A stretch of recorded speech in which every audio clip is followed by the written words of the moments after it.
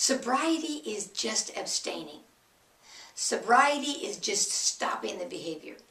Sobriety is built on all the promises that I'm never going to do this again.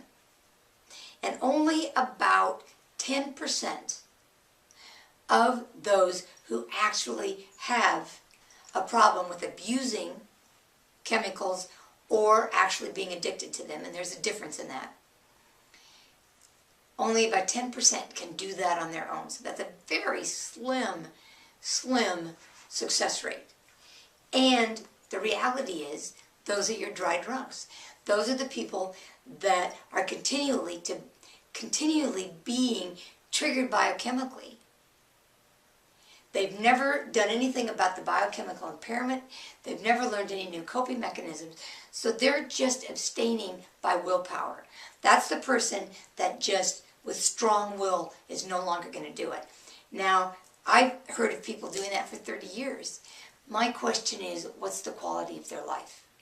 Have they been able to re-engage in life? Recovery is about changing your lifestyle. Recovery is about using the resources in recovery, the 12-step groups, the self-help groups, the biochemical repair information. Now, this energy tapping and counseling to develop new coping mechanisms. And EFT can be used with therapy, by the way. It's an adjunct to that. It can be used with the biochemical impairment. It can be used, obviously, with the 12 steps. That's part of what my passion is showing you how versatile it is, how energy tapping can be that glue that enables people to deal with resistance, whatever component it is being expressed in. But to get back to the difference between sobriety and recovery, that dry drunk syndrome, by the way, has been compared to the same symptoms as hypoglycemia. So a lot of people are biochemical impaired. A lot of codependents are biochemically impaired. A lot of cross-addiction is because the person abstains from this behavior, but then moves into this behavior. So the neutralization of all of those issues and the commitment to a recovering lifestyle means that you deal with all the facets of your addiction. You deal with abstaining and arresting either the behavior, the preoccupation with the person, or the ingesting of the chemicals.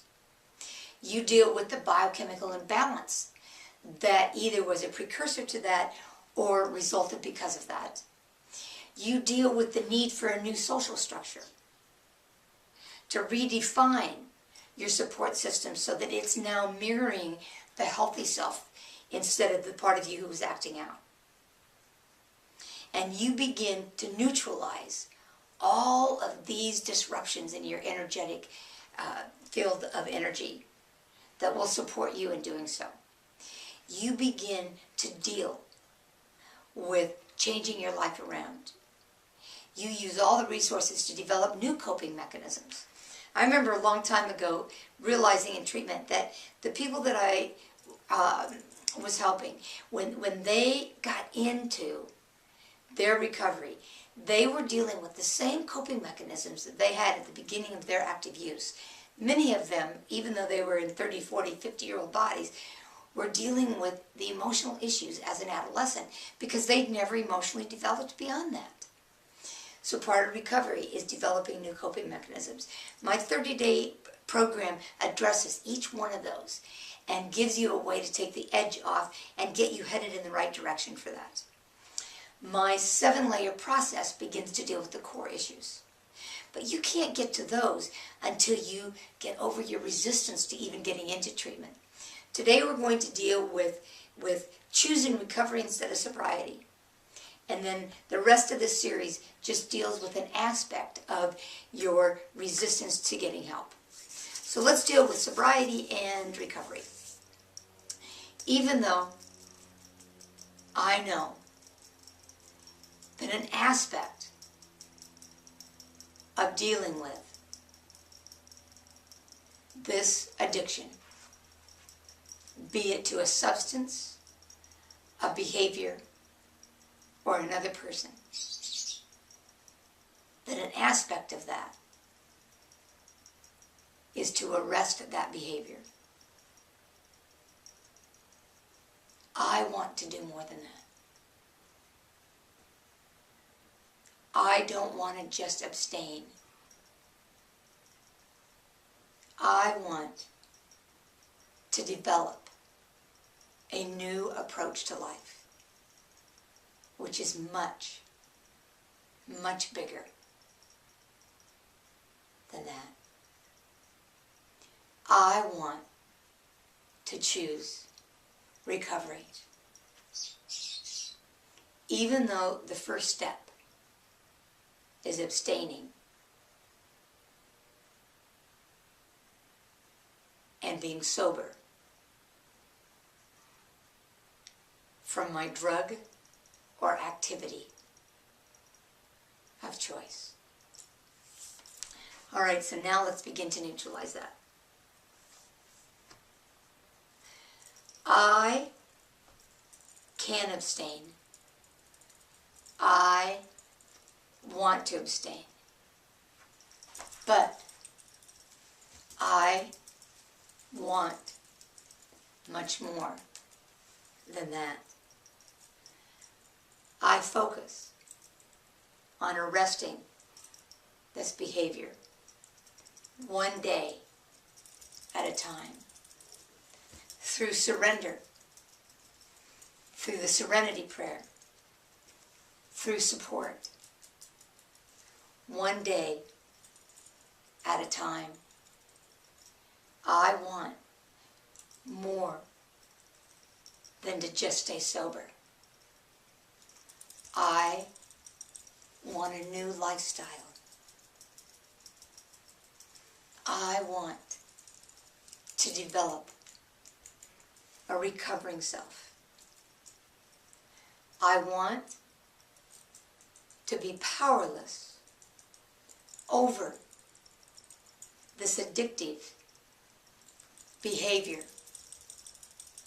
or drug. But I want recovery where I have the hope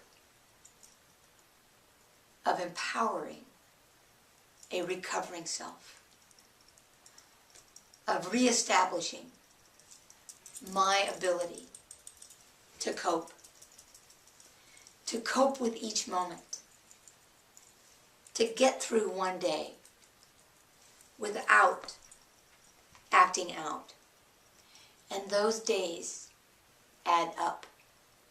And I will begin to be able to make choices from an empowering, recovering self who's committed to a different lifestyle, who's willing to develop a support system that mirrors my health. Oh, I want that. I choose that. I want to be in recovery. I want more than to just abstain. I don't want to white knuckle. I want to choose a different lifestyle that is more in alignment with who I am. I admit that my behavior was out of control, and I surrender to that truth. When I am active in my addiction, I am out of control, but I want to give birth to a recovering self. I want to begin to trust that recovering self, the recovering self that is mirrored in my relationships to others who are doing the same.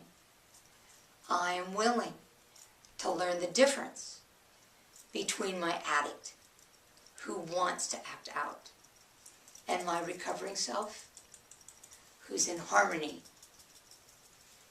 with me, body, mind, heart, and soul. Thank you, thank you, thank you. So I hope that begins to give you the concept of the difference between sobriety and recovery, so you can build on choosing recovery and choosing a different lifestyle.